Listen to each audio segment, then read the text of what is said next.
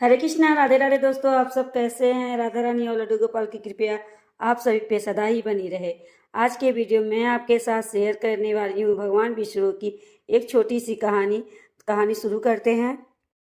एक समय की बात है, किसी नगर में एक सेठ सेठानी रहती थी। उनके कोई संतान नहीं थी। भगवान की कृपा से उनके घर में धन धान की कोई कमी नहीं थी। सेठानी भगवान विष्णु की अटूट भक्त थी। उनकी पूजा सेवा करती थी, भोग लगाती, उसके बाद ही खुद भोजन करती थी। सेठ को सेठानी का दिन रात पूजा करना बिल्कुल पसंद नहीं था।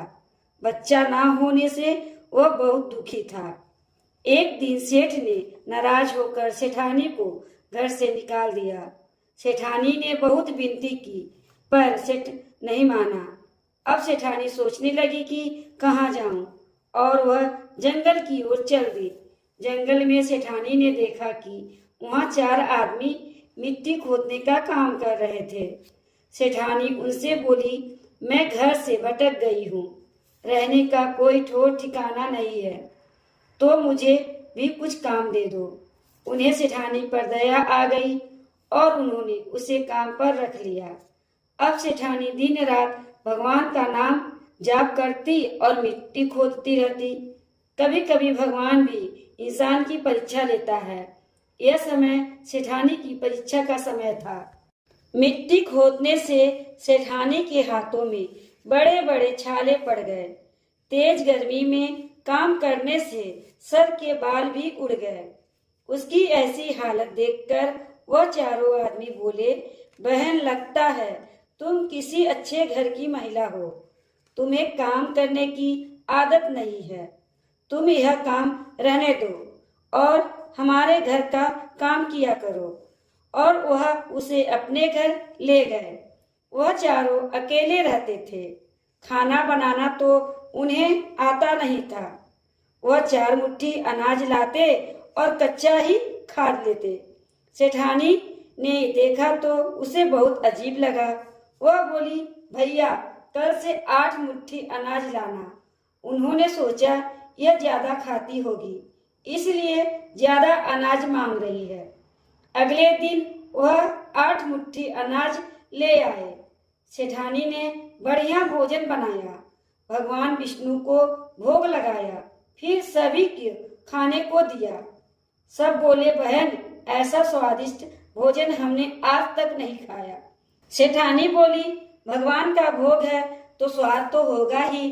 अब चारों आदमी सगी बहन की तरह सेठानी का ख्याल रखते। अब सेठ जी के घर में सेठानी के जाने के बाद बुरा समय आ गया। आस पड़ोस के लोग कहने लगे, यह तो सेठानी के भाग्य का खाता था। सेठ को बहुत पछतावा हुआ। एक दिन वह सेठानी को ढूंढने चल पड़ा और उसी जंगल में पहुंचा जहां वह चारों आदमी मिट्टी खोद रहे थे। सेठ उन्हें देखकर बोला, भाई, मुझे भी कुछ काम दे दो। उन्होंने उसे काम पर रख लिया। मिट्टी खोदने से सेठ के हाथों में भी छाले पड़ गए और सर के बाल उड़ गए। सेठ की ऐसी हालत देखकर वह चारों उसे अपने घर ले गए।